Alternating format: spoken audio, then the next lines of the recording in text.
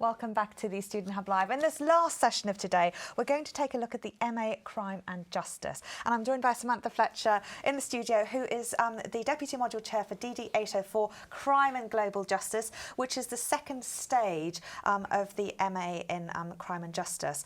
So let's talk briefly then a little bit about this, because students are coming in to this particular module at the second stage. And firstly, you'll have done DD 801, which is Principles of Social and Psychological Inquiry, which is the foundation for the three modules, the three qualifications then, which are the MSc Psychology, MSc Forensic Psychological Sciences, and the MA in Crime and Justice. So there are three brilliant qualifications, all of which stem from that first level module.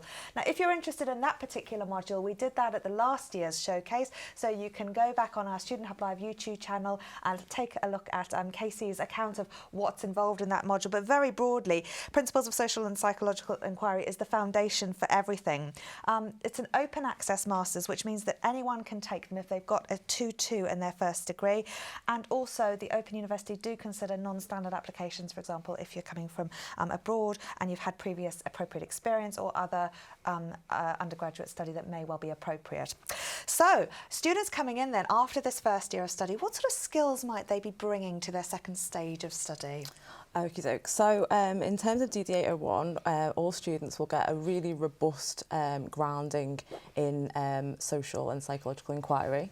And alongside that, they'll also very much have started to think about both independent and supported ways of working, including things like working with their tutors, working with other students in forums, getting to know their peers and how they can work together to support each other. And then for those that are on the MA in Crime and Justice, they'll be moving forward to DD 804, Crime and Global Justice, and bringing all that skill set forward to delve further into some criminological inquiry. Brilliant. That sounds really exciting. Now, one of the things that did really surprise me was taking a look at some of the things. I spoke to some of your colleagues earlier about the undergraduate offerings in criminology, and they all made complete sense. You know, they were looking at some real key issues and different ways of looking at the world. But here, I see things like environment coming in, and, you know, I was surprised because I thought, well, that wouldn't be something really obvious that I would have associated with, you know, an MA in Crime and Justice. Yeah, oh, absolutely. I should say I had the privilege of tuning in earlier to see my colleagues on various other sessions. They've all been fabulous. Absolutely. I mean, for the first thing to say is about DD 804 is that students will be able to, so should they come with an interest in kind of more classical notions of crime and criminology, we will be covering things like prisons and policing and criminal justice systems. But really what DD 804 is about is making sure that students don't feel confined by those classic and traditional notions alone, and also can bring new life with new perspectives on those classic topics. In particular, I think one of the developments that we've seen in recent times over the past few decades is a real shift and focus towards expanding what criminology is. And thinking about things like, for example, one of my specialisms is regarding crimes of the powerful. Now, they're not always considered crimes in terms of legal and what's deemed legal and illegal, but they are most definitely harmful acts that can be carried out by powerful persons in society. And I think within that, one of many different things, so people often think about state crime and corporate crime. One area that's emerged that's of real interest and is covered in the module in Block 4 is green criminology. Not many people have necessarily heard of that outside of those that are studying it. And green criminology has had a real boost because green criminology thinks and explores harms to the environment, to animals. Often these things are inextricably related, so harm to the environment can cause harm to humans. We've seen our first refugees of climate change in terms of people having to move away from rising sea levels. So really, it's all about within this module, it's all about thinking about anything, any act in the world can be criminalised, decriminalised, it can be made regular or deviant, and if that's the case, there literally isn't anything that doesn't concern criminology. And I know we were talking the other day about the whale that had washed up on on the beach with 20 or so plastic bags in the stomach, and of course that's something that you might not necessarily think, oh, criminology as a discipline, as a subject matter would deal with that, but that's exactly the kind of thing that students could look at in DD804. Because I guess the whole thing with plastic bags is that, well, we were talking earlier in our session about environment and about Blue Planet really sort of raising awareness of some of those things. But equally, you know, the idea of plastic bags has been going around for a long time. I mean, I live in Wales and we have to pay for plastic bags. And we were talking about this again the other day. Like, I remember when I went to India and I stopped buying plastic bags because I saw what they did to the cows, for example, let alone anything else. And then now in Wales, I buy bags for life. And somehow for me, because it's a bag for life, I feel slightly better off about doing that. I don't always use them in the way that they're intended to, and I'm often forgetting them, etc. But there's different conceptions about what's categorised as what. And, you know, I guess to what extent society and government are trying to make changes and enforce things on people. You can't use all these plastic bags, etc. Who's responsible for that? And who's responsible for this poor whale then who washes up on the beach? Absolutely. Well, there's sort of three areas I could say something about there. The first one is I love the fact that you're contextualising your own experience already in just having this discussion, and that's very much something that DD804 offers. It offers students the ability to think about their own lives and contextualise their experiences, so they can really bring their own experiences to the module in a variety of ways. The other thing, of course, is, and I think this builds upon what Steve and Kia and Vicky were talking about earlier, is about thinking about structural harms and structural crimes, in the sense that criminology historically has been quite, in the main part, has been mostly concerned about direct interpersonal forms of, say, violence. You know, person A hurts person B directly, like right hit in the same space.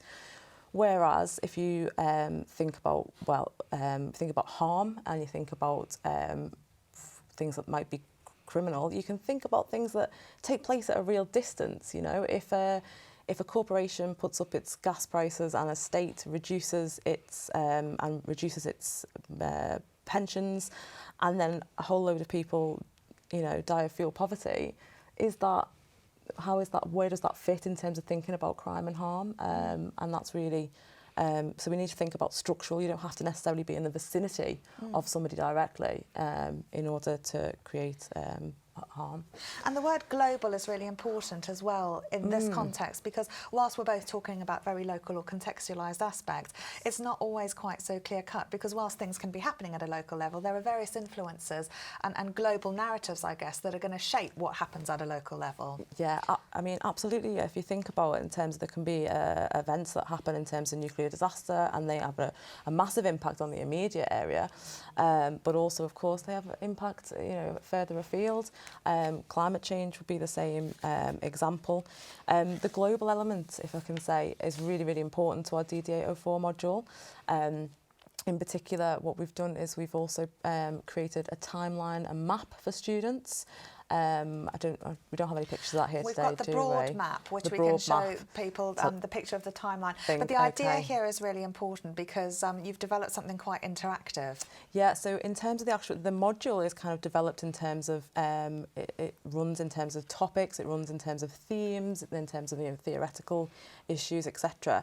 But what we really wanted to do is give students another way of seeing that in terms of putting it in the context of time and place and space. Yeah. So what the map offers is it covers all the things that have appeared in the different weeks and the themes and the blocks, but it gives students the ability to revisit that and explore it by date and by location as well. So again, a way of looking at things from a variety of different levels and contexts, etc. Yeah. Now, the other thing I was very interested in was looking at the assignments, because again, these are not something I would have typically expected. You've got so there's 6 assignments in an end of module assessment, which is the dissertation, isn't it? Yes.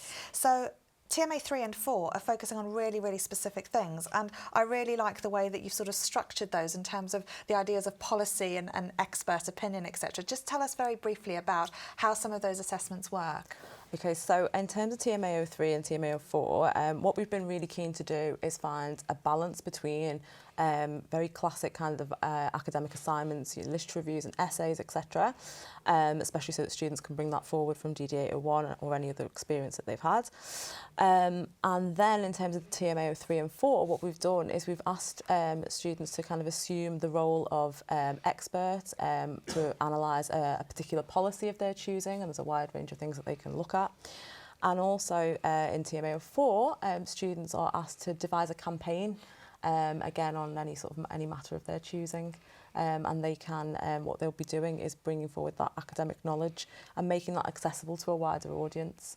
I should say the same thing about the EMA as well, because the EMA is, again, a traditional dissertation in many respects, but there's a second element as well, and students will be given training and skills in writing blogs and in writing kind of for the modern day in terms of, we're very much these days we're expected to be able to communicate via shorter pieces on social media and get pieces of information out very quickly. And so Steve they'll be was equipped speaking with those very skills. much earlier about the importance of campaigning and the way that the department is actually working very proactively on various campaigns that are of concern. Oh, absolutely. All of the wonderful team that we have on DD 804 are all very much involved in kind of active scholarship and bringing that forward into the module. Yeah. Brilliant. Okay, so we can show the map now, the Okey-doke. crime line map, which you were talking about very much earlier. We can't show the close-up of it, but let's just take a look and see so that students can have a look at some of the things. So here we can see the various pinpoints, and the idea here is that students will be able to zoom in and out of those areas. Absolutely, the students will be able to, so you can see the bar across the top, that indicates the different teaching blocks, so they can isolate things by block, so they can go, okay, everything I learned in block 2, and those weeks I'll have a look at them again. But they can also free click and free zoom, and it's a little bit of a shame it's still, because when it's live it's lovely. Yeah. Yeah, so they'll be able to zoom into these things, and then they'll also be able to go in by place, by say continent. Yeah, and they'll have that accessible to them as well, so it's Brilliant. really good.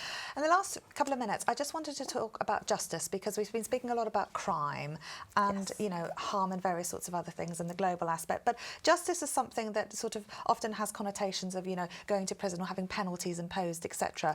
But the way that you conceptualise justice is a lot more broad. Yeah, absolutely. So in the same way that criminology may be in the past, and still to some extent contemporarily in some cases, has been kind of confined to certain subject matters, as we've seen an expansion in terms of thinking about harm and thinking about the crimes of the powerful, so have we seen alternatives to justice. So again, justice is something that we generally tend to think about in terms of formalised criminal justice systems. And students will explore that. They'll explore those formal systems, including some global systems, so International Criminal Court. But really what we want students to think about is about options in terms of justice from the ground up, as opposed to the top down imposed by governments and states, how grassroots movements, campaign groups can give their version of justice. And also we're very much within this module, we are keen to make sure that we recognise that certain voices, particularly of powerful or privileged people in society, get heard more. So in this module we're very keen to explore other voices that maybe because of lack of privilege, for want of a better expression, aren't in the forefront. And so students will be able to, for example, look at anti-carceral perspectives, particularly from black and minority ethnic groups who have challenged the idea of prisons as a form of justice and come up with some absolutely fantastic alternatives. Brilliant. We've just got room for one last thing to say, and I know that we've planned on covering so much, which I think we actually have. But is there anything else that you think is really important for students to take away from today's session? To take away from today's session, for me, it's really that notion of making sure that students are aware that criminology it's because it's criminology, the word has that crime in it. It still persists that people think criminology is about crime as in what's illegal and legal, and it's just simply not the case. And I think, especially when you go on to do any form of education and study, you can go in with one idea and emerge with another of what you maybe want to do for a career, etc. And criminology allows you to do that. It allows you to grow with your study. And particularly that's something that was really important to our design of DD804. So a fabulous amount of flexibility and potentials for the future.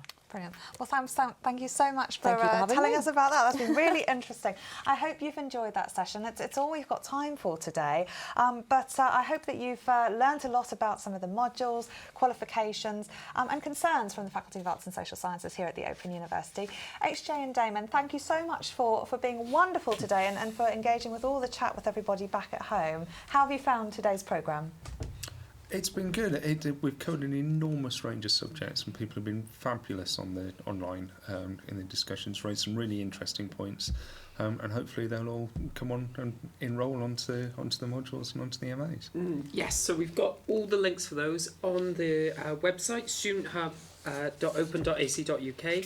So just have a look at the resources page, and if you have any questions that you think about later, or didn't put in the chat, or we didn't get to answer, just email us, studenthub@open.ac.uk, and we'd love to get back to you. But stay in touch using our website, signing up to the newsletter, or our Twitter @StudentHubLive.